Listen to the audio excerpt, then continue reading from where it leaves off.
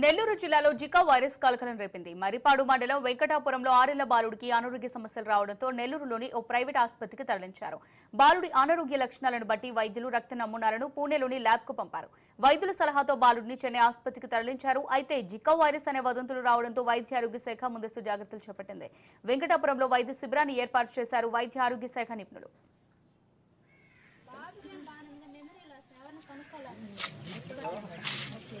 ఎప్పటి నుంచి ఉంది సమస్య?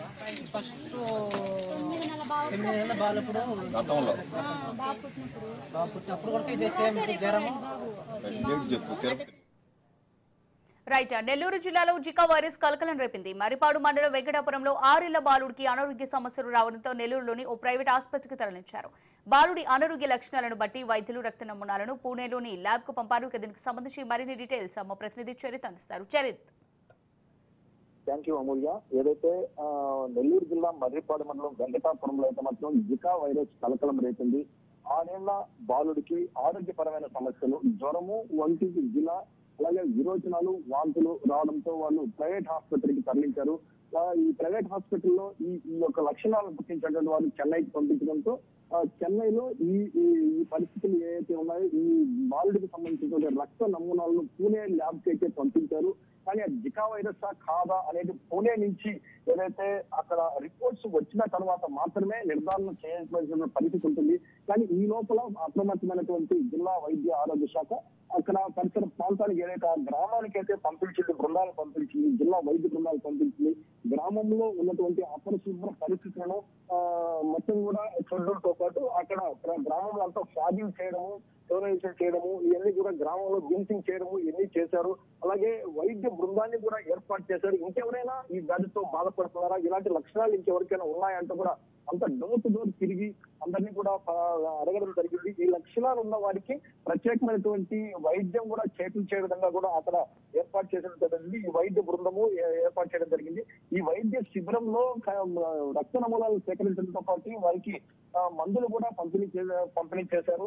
ఉండవలసినటువంటి జాగ్రత్తలు అందరూ కూడా వారికి ప్రత్యేకంగా ఈ వైరస్, ఈ వాతావరణ పరిస్థితుల నేపథ్యంలో అందరూ కూడా వేడి నీళ్లు తీసుకోవాలని, పరిశుభ్రంగా ఉండాలంటూ కూడా అక్కడ వైద్యులు సూచనల పరిస్థితి అయితే ఉందని చెప్పాలి. అయితే ఇక్కడ ప్రధానంగా మనం గమనించండి, ఇదే మరిపాడికి సంబంధించి అంటే ఆ గ్రామంలో మనం విజువల్స్ లో చూస్తున్నాం ఎంత అపరిశుభ్రంగా ఉన్నాయో.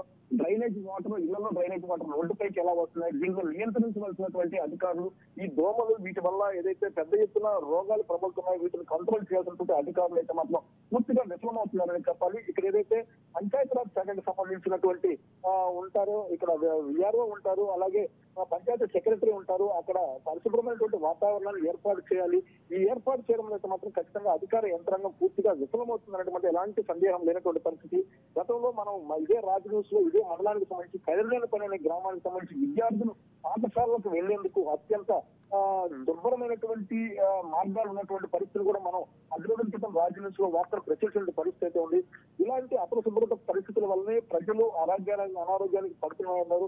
ఇలాంటి పరిస్థితులను ఇప్పటికైనా సరే గుర్తించినటువంటి అధికారులు దీనికి సమగ్రమైనటువంటి ప్రణాళికలు రచించి ఖచ్చితంగా ఆ గ్రామాలలో పరిశుభ్రతను పెంచి గ్రామాల్లో ప్రజలకు అవగాహన కల్పించి ఇలాంటి వ్యాధులు బారిన పడకుండా చూడాల్సిన పరిస్థితి ఉంది. అయితే ఇప్పుడు ఈ చెన్నై నుంచి పూణేకి వెళ్ళినటువంటి ఈ ల్యాబ్ రిపోర్ట్స్ ఏదైతే ఈ రిపోర్ట్స్ వచ్చిన తర్వాత అది జికా వైరస్ కాదా, దీన్ని ఎలా నిర్ధారించాలి, దీనికి ఎలాంటి ట్రీట్మెంట్ చేయాలనేది మాత్రం చర్చ పరిస్థితుంది. వైద్యుడు ఏదైతే బాలుడికి మాత్రం సరైనటువంటి మెరుగైనటువంటి వైద్యం అయితే ప్రస్తుతానికి అందుతున్నటువంటి పరిస్థితి. అలాగే గ్రామంలో ఉన్నటువంటి ఎవరైతే గ్రామస్తులు ఉన్నారో వారికి కూడా వైద్య శిబిరాన్ని ఏర్పాటు చేసి ఖచ్చితంగా ప్రతి ఇంట్లో కూడా ఎలాంటి లక్షణాలు కలిగితే మాత్రం వారికి వైద్యాన్ని కూడా అందిస్తున్నారు. Amulya. Right. Thanks for the updates Charith.